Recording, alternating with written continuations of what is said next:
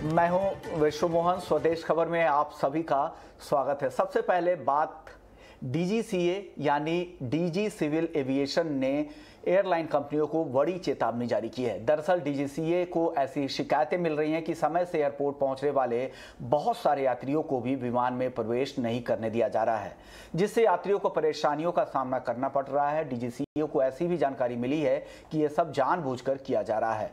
DGCA ने airlines कंपनियों को चेतावनी दी है कि अगर जल्द ही ये सब बंद नहीं हुआ तो एयरलाइंस कंपनियों पर भारी जुर्माना लगाया जा सकता है। इस मामले पर और ज्यादा जानकारी के लिए हमारे साथ हमारे संवाददाता समीर जुड़ गए हैं। समीर, बताइए क्या जानकारी है? जी बिल्कुल, एविएशन सेक्टर से एक खबर है जहां पर एविएशन रेगुलेटर डीजीसीए ने तमाम एयरलाइंस के सीईओ को चिट्ठी लिख करके, ईमेल लिख करके साफ हिदायत दी है कि अगर वो किसी भी मुसाफिर के साथ, हवाई यात्री के साथ जिसके पास कंफर्म टिकट है और जिसने एयरपोर्ट पे राइट टाइम पर चेक इन किया है, उसको वो बोर्डिंग डिनाई या मना नहीं कर सकते। ये सख्त टिप्पणी डीजीसीए ने करी है और इसके पीछे वजह यह है क्योंकि हाल के समय में लगातार एविएशन रेगुलेटर के पास में और साथ ही जो अन्य प्लेटफॉर्म्स हैं जिसके जरिए जो फ्लाइंग पैसेंजर है, जो हवाई यात्री है, वो शिकायत दर्ज करा सकता है कि वो उसको अगर ऑन बोर्डिंग उसको डिनाई की गई है, उसको मना किया गया है। और ऐसी शिकायतें लगातार एविएशन मंत्रालय के सामने, एविएशन रेगुलेटर डीजीसीए के सामने लगातार आ रही थी और इसको संज्ञान में लेते हुए डीजीसीए ने सभी एयरलाइंस के जो सीईओ हैं उनको एक साफ तौर पे लिखा है और उसमें दो बातें साफ कही गई हैं कि पहला, अगर एयर पैसेंजर के पास वैलिड टिकट है और वो एयरपोर्ट पे राइट टाइम पर चेक करता है तो आप उसको बोर्डिंग मना नहीं कर सकते, आपको उसको उसकी जो फ्लाइट है उसमें उसका ट्रैवल कराना जरूरी होगा।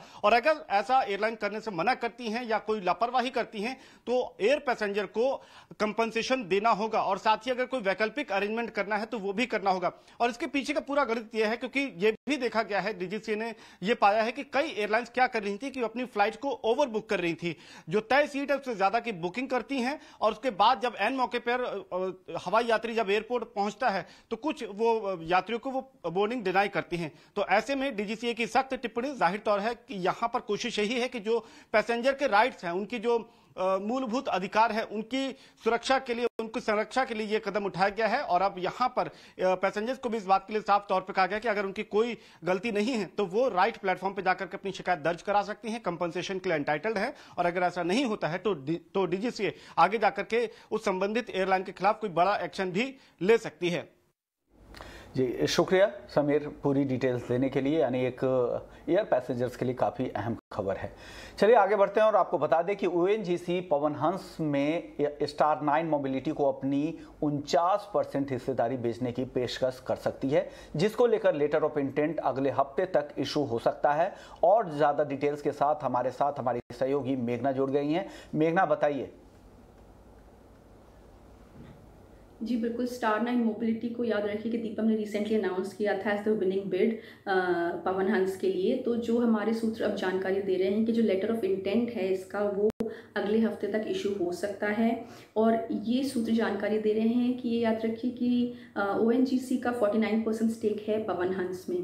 तो सेल परचेज एग्रीमेंट जो साइन हो चुका है उसके अकॉर्डिंग ओएनजीसी एक ऑफर करेगा विनिंग बिडर को 7 days later of intent issue होने के बाद कि वो अपना 49% स्टेक जो बिडर है वो बाय आउट कर सकता है, पर वो सेम प्राइस पर होगा जो दीपम के द्वारा डिस्कवर किया गया है। तो उसी प्राइस पर ही जो बिडर है वो एडिशनल 49% जो स्टेक है ओएनजीसी का वो भी ले सकता है। पर ये बिडर का एब्सोल्यूट डिस्क्रिशन होगा कि वो एडिशनल 49% स्टेक लेना चाहता है या नहीं। अदरवाइज वो 51% स्टेक के साथ भी मैनेजमेंट जो है वो कंटिन्यू कर सकता है।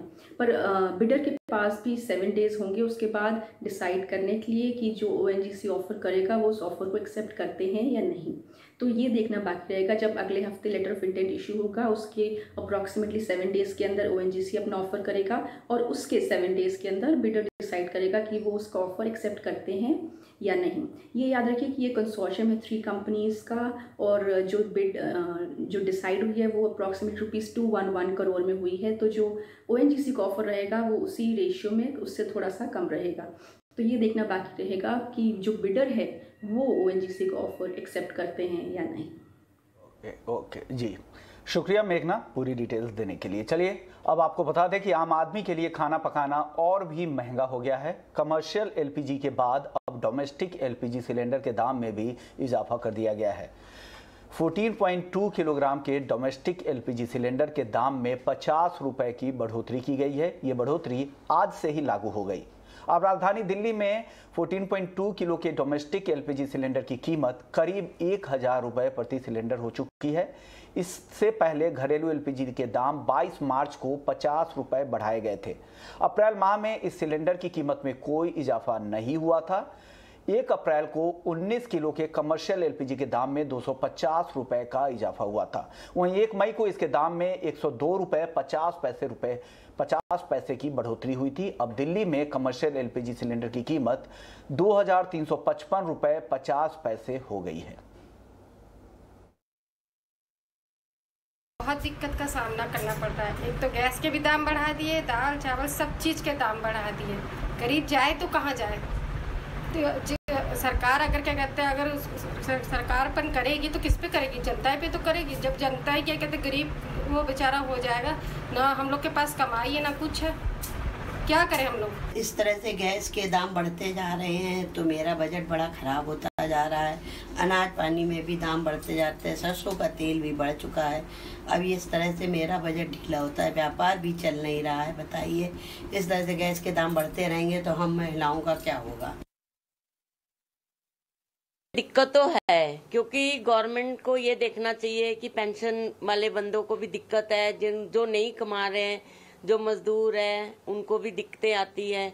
आजकल सिलेंडर के बगैर तो घर में गुजारा है नहीं, इसलिए हमें काफ़ी दिक्कत आ रही है कि सिलेंडर महंगा हो चुका है। इसलिए हम आपके आगे रिक्वेस्ट कर सकते हैं कि सिलेंडर आप कम से कम रेट कर दीजिए तो बहुत मेहरबानी होगी। कहीं ना कहीं तो हमें कुछ ना कुछ तो प्रॉब्लम झेलनी पड़ती है। यहाँ तो हमें राशन पानी में कटौती करनी पड़ेगी, यहाँ हमें हम बच्चों के स्कूल में भी हम नहीं कर सकते हैं क्योंकि उनको भी स्कूल भेजना ज़रूरी है। तो हमें कहीं ना कहीं तो कुछ ना कुछ तो सोचना पड़ेगा, पर कहाँ करना है वो हमें समझ नहीं आ रहा है। आजकल के हिसाब से जो है महंगाई एकदम से बढ़ती जा रही है। हर चीज़ का दाम जो है एकदम बढ़ ही जा रहा है। कुछ भी चीज़ें कम तो होने को है नहीं है। हर चीज़ बजट से जो है नॉर्मल लोगों की लाइफ से वो एकदम बढ़ रही है, तो मुश्किल तो है ही। ओके, यानी महंगाई एक मुश्किल काफ़ी लोगों के लिए बनती जा रही है। चलिए आगे बढ़ते हैं। आपको बता दें कि मुंबई के LIC ऑफिस में आज सुबह सुबह आग लग गई। LIC की ये बिल्डिंग सेंटा क्रूज इलाके में है। आग बुझाने के लिए फायर ब्रिगेड की गाड़ियां अब भी जुटी हुई हैं। अब तक किसी के घायल होने या जान माल के नुकसान की खबर नहीं मिली है। मुंबई के दमकल अधिकारियों के मुताबिक ये आग electric wiring, installation, computers, file records, लकड़ी के फर्नीचर वगैरह से हो सकती है। मेरे सहयोगी अभिषेक अवस्थी इस खबर के और अपडेट के साथ जुड़ गए हैं। अभिषेक, बताइए ताजा स्थिति क्या है ग्राउंड पर? कि लगातार आप देख सकते हैं मेरे पीछे आग पर काबू करने के लिए फायर ब्रिगेड के तमाम अधिकारी इस पर लगे हुए हैं। अगर बात करें तो फायर ब्रिगेड की 8 गाड़ियां यहां पर मौजूद है जो लगातार इस भीषण आग पर काबू करने की मशक्कत कर रहे हैं। वहीं एक फायर ब्रिगेड की टीम ऊपर भी जा चुकी है। लेकिन आपको बताते इस तरीके का धुआं जो फैल रहा है, जिसके चलते ये पूरे ऑपरेशन को अंदर से करने के तहत दिक्कत आ रही है और वहीं बाहर से लगातार पानी मारा जा रहा है। लेकिन आप देख सकते हैं वहाँ से उस हिस्से से जो आग चालू हुई अब बिल्डिंग के दूसरे हिस्से तक पहुँचती नज़र आ रही है। तो आग पर काबू अभी तक पाया नहीं गया है। मशक्कत लगातार फायर ब्रिगेड कर रहा है और वहीं कहे कि जान मान की हानि नहीं हुई है। आज छुट्टी का दिन है, सिक्योरिटी गार्ड को सेफली इवैक्यूएट कर लिया गया था। और सेकंड फ्लोर की अगर बात करें तो यहाँ पर इम्पोर्टेंट डॉक्यूमेंट्स है, स्टेशनरी है, फर्नीचर है और कहा जाए कस्टमर्स के कितने LIC क्लेम्स, करोड़ों और लाखों के LIC क्लेम्स बताए जा रहे हैं जो वहाँ पर है और जो अभी जल के खाक होते हमारे सामने नज़र आ रहे हैं। और वही अगर इस ऑपरेशन की पूरी बात करें, ऑपरेशन लगातार डिफ़िकल्ट होते जा रहा है। फायर ब्रिगेड अपना काम हालांकि कर रही है, लेकिन खास करके जो स्मोक है उसके वजह से, जो धुआं है उसके वजह से बहुत अंदर से ऑपरेशन करने में दिक्कत आ रही है और बाहर से लगातार पानी मारा जा रहा है। तो आप देख सकते हैं ये ऑपरेशन कब ख़त्म होगा ये कहना अभी बहुत ही मुश्किल है, लेकिन अपने तरीके से फायर ब्रिगेड लगी हुई है। जी जी जी, शुक्रिया अभिषेक पूरी डिटेल्स देने के लिए कि ग्राउंड पर क्या स्थिति है और पूरी कोशिश हो रही कि कैसे इस आग पर काबू पाया जा सके। चलिए आगे बढ़ते हैं। एक और खबर बता दें कि हॉर्स रेसिंग, कसिनो और ऑनलाइन गेमिंग पर अब ज़्यादा टैक्स लग सकता है। ग्रुप ऑफ मिनिस्टर जल्द 28% जीएसटी टैक्स को मंजूरी दे सकते हैं। क्या है पूरी खबर? एक्सक्लूसिव जानकारी लेकर हमारे साथ मौजूद है संवाददाता प्रकाश प्रियदर्शी। प्रकाश, बताइए। देखिए, ऑनलाइन गेमिंग, कैसीनो और हॉर्स रेसिंग पर जो जीएसटी का नया स्ट्रक्चर है वो 28% हो सकता है, जो कि मौजूदा 18% है। सूत्र हमें बता रहे हैं कि इस मसले पर जिस ग्रुप ऑफ मिनिस्टर्स का गठन हुआ है वो इस महीने की 18 तारीख को अपनी आखिरी बैठक करने जा रही है, जो कि फाइनल मीटिंग होगी और उसके बाद जीओएम जो है अपनी फाइनल रिपोर्ट तैयार करेगी। हालांकि इसकी पिछली बैठक में ज्यादातर जो मेंबर्स हैं इस जीओएम के, वो इस बात पर सहमत थे कि इन तीनों ही कैटेगरी पर, जो कि ऑनलाइन गेमिंग, हॉर्स रेसिंग और कैसीनो है, उस पर फ्लैट 28% जीएसटी जो है वो लगा दी जाए। लेकिन सूत्र हमें भी बता रहे हैं कि कुछ राज्य ये चाहते हैं कि जो दूसरा व्यू पॉइंट है उस पर भी चर्चा की जाए, जो कि ऑनलाइन गेमिंग की जो सब कैटेगरी निर्धारण को लेकर है। मतलब कुछ राज्य ये मानते हैं कि हर तरह की जो गेमिंग है वो गैम्बलिंग नहीं है, लिहाजा इस बात पर भी विचार किया जाए कि क्या कैटेगरी के आधार पर 18% और 28% का स्लैब जो है वो निर्धारित किया जा सकता है।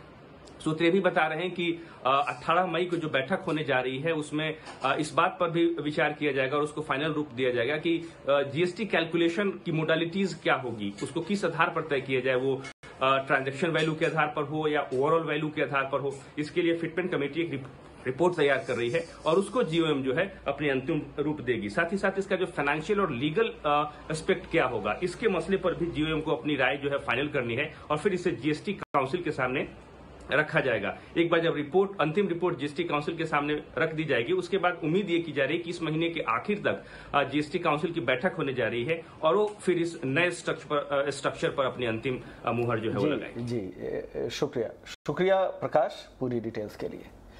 अब आपको बता दें कि देश में इन दिनों जैसे जैसे गर्मी अपनी तपिश बढ़ा रही है, वैसे वैसे बिजली की डिमांड भी बढ़ रही है। तो ये खबर आपके लिए हम ब्रेक के बाद लेकर आने वाले हैं, तो आप कहीं मत जाइए, बने रहिए हमारे साथ। ब्रेक के बाद आपका स्वागत है और अब आपको बता दें कि देश में इन दिनों जैसे जैसे गर्मी अपनी तपिश बढ़ा रही है, वैसे वैसे बिजली की डिमांड भी बढ़ गई है और बढ़ती डिमांड के चलते कोयले की किल्लत भी लगातार बढ़ रही है। पेश है इसी पर स्वदेश विशेष।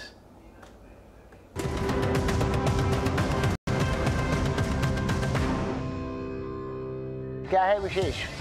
विशेष है आजकल चल रही बिजली की किल्लत। देश में इन दिनों जैसे जैसे गर्मी अपनी तपिश बढ़ा रही है, वैसे वैसे बिजली की डिमांड बढ़ रही है और बिजली डिमांड के चलते कोयले की किल्लत भी लगातार बढ़ रही है, यानी कि आफत हर ओर से आ गई है। बिजली संकट के इस पावर प्ले से निपटने के लिए सरकार एक्शन में आई है। सरकार देर आई मगर क्या दुरुस्त आई है, इस पर करेंगे चर्चा, लेकिन उससे पहले देखते हैं ये रिपोर्ट।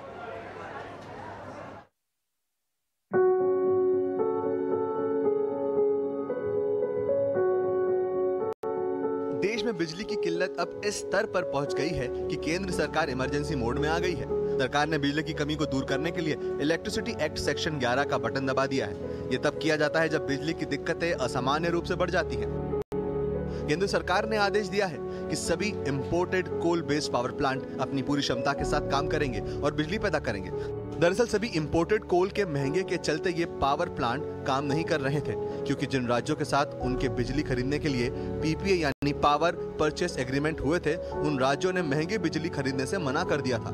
कुल 17,600 मेगावाट क्षमता में से 10,000 मेगावाट का ही उत्पादन हो रहा था, जबकि बाकी 7,600 मेगावाट ऑपरेशनल नहीं है, यानी ठप पड़े हैं। इन ठप पड़े पावर प्लांट्स को फिर से शुरू करने के लिए सरकार ने सेक्शन 11 को लागू किया है। अब सवाल ये उठता है कि अगर पावर प्लांट महंगी इंपोर्टेड कोयले से बिजली बनाएंगे और पीपीए वाले राज्यों को महंगी बिजली खरीदेंगे और राज्यों ने महंगी बिजली खरीदने से मना कर दिया, तो इस बिजली का क्या होगा? बिजली की सप्लाई सामान्य कैसे होगी? इसके लिए केंद्र सरकार ने एक और तरीका निकाला है। ये पावर प्लांट जब फिर से काम करना शुरू करेंगे तो सबसे पहले बिजली की सप्लाई पीपीए वाले राज्यों को करेंगे। इसके बाद जो भी सरप्लस बिजली होगी उसे पावर एक्सचेंज को बेचा जाएगा। अगर किसी प्लांट का पीपीए कई एक्सचेंजेस के साथ है तो उनमें से किसी डिस्कॉम यानी बिजली वितरण कंपनी ने बिजली खरीदने से मना कर दिया तो बिजली को किसी दूसरे पीपीए होल्डर को बेचा जाएगा। बिजली वितरण कंपनियों को पेमेंट वीकली आधार पर पावर प्लांट्स को करना होगा। इसके अलावा सरकार एक कमेटी का भी गठन करेगी जो ग्लोबल मार्केट में कोयले की ऊंची कीमतों को ध्यान में रखते हुए टैरिफ बेंचमार्क को तय करेगी। ये कमेटी बढ़ी हुई लागत को टैरिफ में जोड़ देगी। पावर प्लांट जो बिजली ऊंची दरों पर एक्सचेंजों को बेचेंगे पीपीए का जितना हिस्सा एक्सचेंज को बेचा जाएगा उसके मुनाफे को आधा हिस्सा पीपीए होल्डर्स में बांटा जाएगा। यह आदेश 31 अक्टूबर 2022 तक लागू रहेगा। इसके पहले सरकार ने कोयले की सप्लाई और कमी को लेकर एक समीक्षा बैठक की थी। इसमें राज्यों को ब्लेंडिंग के लिए तुरंत कोल इंपोर्ट करने का निर्देश दिया था। सरकार की योजना है कि इंपोर्टेड कोयले का इस्तेमाल मई से ही किया जाए। राज्यों को रेल कम रोड के जरिए जल्द से जल्द कोयले की सप्लाई का आदेश दिया गया है। जो राज्य कोयला नहीं खरीदेंगे उसे दूसरे राज्यों को दे दिया जाएगा। ऐसे में बिजली कटौती की जिम्मेदारी भी उसी राज्य की होगी। ताजा जानकारी तक महाराष्ट्र और गुजरात ने कोल इंपोर्ट के लिए ऑर्डर जारी कर दिया है। पंजाब, तमिलनाडु, उत्तर प्रदेश, पश्चिम बंगाल, झारखंड, ओडिशा और हरियाणा राज्य भी जल्द ही ऑर्डर जारी करेंगे। प्रकाश प्रियदर्शी, ET Now स्वदेश। चलिए इस पर और बातचीत के लिए हमारे साथ जुड़ गए अनिल राजदान जो कि पूर्व ऊर्जा सचिव हैं और RS शर्मा जो कि चेयरमैन हैं NTPC के। सबसे पहले अनिल सर आपके पास आना चाहूँगा। अगर देखा जाए तो दिक्कत कोयले की है इस समय, लेकिन अगर ये इम्पोर्टेड कोयल इस्तेमाल किया जाता है तो क्या आपको लगता है राज्यों को दिक्कत होगी इनसे कोयला इनसे पावर खरीदने में, क्योंकि कहीं ना कहीं जो राज्य हैं वो काफ़ी डेफिसिट में चल रहे हैं इस समय? ये बात सही है कि इसमें जो कीमत की बात है पूरी वही है असली मुद्दा। अब दुर्भाग्य से कई सालों से हम कोयले को कोसते रहे हैं कि कोयला बहुत हानिकारक है, इसको बंद करना चाहिए। कई लॉबीज हैं इसको बंद करवाने को फिर रही थी, और आज आयरनी यही है कि उसी कोयले के पीछे सारे भाग रहे हैं और कह रहे हैं कि इंपोर्ट भी कर लो। जो सरकार ने पहले, जब मैं महकमे में होता था, चाहे ज्वाइंट सेक्रेटरी था चाहे पावर सेक्रेटरी था, तो ये था, हमने अंदाजा लगाया था कि हमें डोमेस्टिक कोल के ऊपर सारा नहीं निर्भर रखना चाहिए, हमें इंपोर्टेड कोल भी लाना चाहिए और जो कोस्टल रीजन्स हैं उसमें इंपोर्टेड कोल से आयात करके बिजली पैदा करके भेजनी चाहिए जहां जहां किल्लत है, और कुछ राज्यों को वो ज्यादा सूट करेगी। मगर वो एक आइडियोलॉजिकल डिबेट चल पड़ी और ऑल्टरनेटिव यूसेस की बात शुरू हो गई। मगर आज कोयले की कीमत जो है वो काफी उछाल ले चुकी है, उसका ट्रांसपोर्टेशन भी महंगा है और unfortunately transportation with in the country भी महंगा है। वो कोल का ट्रांसपोर्टेशन आप दूसरे पैसेंजर भाड़े को सब्सिडाइज कर रहा है, जो कि एक कीमत पे और मार पड़ रही है। और नीचे जाके ये है कि अब जो ये महकमा है, ये एक किस्म से रेगुलेटर्स के पास जो नया एक्ट गया है 2003 का, उसके बाद ये रेगुलेटर्स के पास काफी इसकी पावर चली गई है। और एक जो सही समस्या है वो यही है, जो जड़ वाली है, कि आपका टैरिफ सही सेट होना चाहिए। ये नहीं कि आप फ्यूचर प्रॉफिट्स में से उसका टैरिफ आज घटा दो कि जब होंगे तब करी जाएगी, वो तब की तब देखी जाएगी। सही टैरिफ सही होना चाहिए। और बिजली के मामले में मैं समझता हूं पहले उपभोक्ता को उसका भुगतान करना चाहिए, बाद में जिस सरकार ने उसको सब्सिडी देनी है वो दे दे उसको, मगर पहले यूजर को पूरा भुगतान करना है डिस्ट्रीब्यूशन कंपनी को, ताकि वो आगे ट्रांसमिशन कंपनीज को और जनरेटिंग कंपनीज को और इन टर्न जो कोल सप्लायर्स हैं उनको समय पर अदायगी कर सके। तो ये जो है आई थिंक फंडामेंटल चीजें हैं। बिजली हमेशा जब से हमने सर्विस में होश संभाली, एक इसेंशियल सर्विस मानी गई थी। इसेंशियल सर्विस मेंटेनेंस एक्ट में भी इसका प्रोविजन था कि ये इसेंशियल सर्विस हमेशा रन करनी चाहिए। मगर अब इसके बाद थोड़ा ये सोफिस्टिकेशन आ गया, 2003 एक्ट में दूसरा रेगुलेटर इंट्रोड्यूस हो गया, दूसरे नुआंसेस आ गए। मगर इसमें बात यही है कि बिजली की कीमत उपभोक्ता को अदा करनी है, क्योंकि no power is more expensive than no power at all. Maharashtra में इंडस्ट्रीज को बिजली की कटौती हो रही है, जिसके चलते कंपनियों की प्रोडक्शन कॉस्ट में इजाफा हो रहा है, और ऐसे में उम्मीद है कि गर्मी और बिजली की कटौती महंगाई को बढ़ाएगी। कैसे देखते हैं इस रिपोर्ट में? मैं फ़िलहाल हूँ महाराष्ट्र के भिवंडी एरिया में। यहाँ पे एक इंडस्ट्रियल यूनिट है जहाँ पे तकरीबन 1800 से ऊपर SMEs और MSME यूनिट काम करती हैं, लेकिन उन सभी की एक चिंता कॉमन है, वो है बढ़ता हुआ इनपुट कॉस्ट और साथ ही जो पावर शॉर्टेज की वजह से कई बार लोड शेडिंग होती है या फिर कई बार 2 घंटे से लेकर 4 4 घंटे तक की बिजली गुल रहने की वजह से प्रोडक्शन पे जो असर पड़ता है। कंपनियों को ये भी चिंता है कि आगे अगर पावर टैरिफ्स बढ़ते हैं तो इसका उनके कॉस्ट पर किस तरह से असर पड़ेगा। जबरदस्त गर्मी और बिजली की खपत के बीच देश में इन दिनों कोयले का संकट बढ़ रहा है। लोग कोयले के संकट से जूझ रहे हैं। जहां 29,000 मेगावाट की डिमांड के साथ महाराष्ट्र में बिजली की मांग अपने चरम पर है, भले ही सरकार दावा कर रही है कि राज्य में बिजली की सप्लाई सुचारू रूप से जारी है, लेकिन कई ऐसे मामले सामने आए हैं जहां छोटी और मीडियम इंडस्ट्रीज को करीब 3 से 4 घंटे की बिजली किल्लत से दो चार होना पड़ रहा है। फ्रीक्वेंसी किसी को पता ही नहीं है, टू बी वेरी ऑनेस्ट, क्योंकि कभी अचानक से लाइट चली जाती है और फिर फॉलो अप करते रहना पड़ता है, तो कभी 2 घंटे कभी 4 घंटे, तो ऐसा कोई टाइम लिमिट है ही नहीं। और इस तरह के देखिए, हम इंडस्ट्रियल एरिया में बैठे हुए हैं और एक स्पेशल इकोनॉमिक जोन की तरह ही है ये पूरा एरिया। उसमें अगर इस तरह से इलेक्ट्रिक बोर्ड इस तरह से काम करेगा तो it will be very difficult कोई भी इंडस्ट्रियलिस्ट के लिए काम करना। वहीं बढ़ती हुई बिजली की डिमांड को लेकर एमएसएमईज और एसएमई सेक्टर में डर का माहौल है, क्योंकि उनको लगता है कि अगर डिमांड और सप्लाई का यही हाल रहा तो आने वाले दिनों में बिजली की दरें बढ़ सकती हैं, जो महंगाई की समस्या को और भी बढ़ाएगी, क्योंकि बिजली की सप्लाई के लिए उनको डीजल का इस्तेमाल बढ़ाना पड़ेगा और इससे बिजली का खर्च 60% तक बढ़ जाएगा। वहीं एग्री प्रोसेसिंग कंपनियों को कोल्ड स्टोरेज में 24 घंटे बिजली की जरूरत होती है, जो कि उनके कुल प्रोडक्शन के खर्च का 15% होता है। फ्रोजन इंडस्ट्री जो होती है उसमें इलेक्ट्रिसिटी एक मेजर रोल प्ले करता है। हम अपने ब्लास्ट मशीन्स, अपने कोल्ड स्टोरेज, हमारे कोल्ड चेन सारे इलेक्ट्रिसिटी से मेंटेन होते हैं। दूसरा कोई सोर्स, इफेक्टिव सोर्स नहीं है। कॉम्प्रोमाइज़ सोर्स कर सकते हैं, उसमें फूड कॉम्प्रोमाइज़ होएगा। अब देखिए, जो कॉस्ट इस समय स्पेशली साल के 3 सीज़न के हिसाब से देखा है तो समर में तो बहुत बढ़ जाता है और रेट भी बढ़ रहे हैं। तो ऑलमोस्ट इस समय हम लोग देख रहे हैं 8.7% जो हमारा कॉस्ट बढ़ा है वो हम कैसे सामने से ले पाएँ। तो इट इज़ वेरी डेरेस्ट कॉस्ट, हम लोगों के लिए बहुत महंगा पड़ रहा है। 8.7% वहीं बिजली खर्च को कम करने के लिए कई कंपनियों ने सोलर एनर्जी की ओर रुख किया है। कुछ कंपनियां अपनी कुल मांग का 20% इन्हीं सोलर पैनल की मदद से पूरा कर रही हैं, क्योंकि इस गर्मी के मौसम में सूरज की किरणें साथ दे रही हैं। हालांकि ग्रीन एनर्जी के दूसरे तरीके भी हैं, लेकिन अभी इनके इस्तेमाल में कई चुनौतियां हैं। सोलार जो पावर है वो तो भूमि इंडस्ट्रियल पार्क ने सप्लाई कर रहे हैं, उनका per unit cost very competitive है। वो ग्रिड में चला जाता है तो रिबेट मिलता है, तो उनका जो रूफटॉप सोलार पैनल से जितना भी चाहिए पावर वो दे सकते हैं हमको। तो वो अगर इधर कुछ प्रॉब्लम होएगा तो we will be relying on the solar power. तो समर में तो अच्छा मिल जाता है, मानसून में थोड़ा प्रॉब्लम होता है, but that will be very beneficial for us if we expand that solar power का हम जो इनपुट आएगा तो उससे हमारा कॉस्ट थोड़ा बैलेंस हो जाएगा। बिजली संकट के बीच केंद्र और राज्य के बीच कोयले की सप्लाई को लेकर ब्लेम गेम जारी है। महाराष्ट्र सरकार ने केंद्र पर आरोप लगाया है कि वो अपने पावर प्लांट में कोयले की सप्लाई नहीं कर रहा है, जबकि केंद्र के मुताबिक महाराष्ट्र न तो कोयले का इंपोर्ट कर रहा है और न ही कोल इंडिया के बकाये का भुगतान कर रहा है।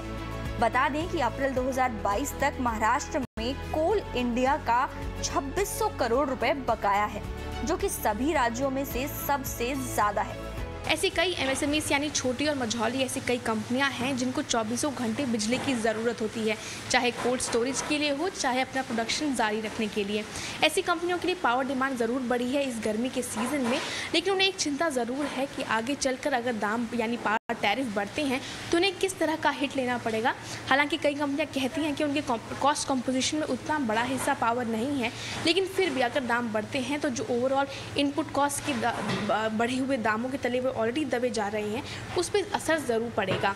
साथ ही कई कंपनियां कोशिश में भी हैं कि वे ग्रीन एनर्जी की तरफ शिफ्ट करें, लेकिन उसके लिए जो इनिशियल इन्वेस्टमेंट की ज़रूरत पड़ती है वो काफ़ी ज़्यादा है। खुशबू तिवारी, ET नाउ स्वदेश।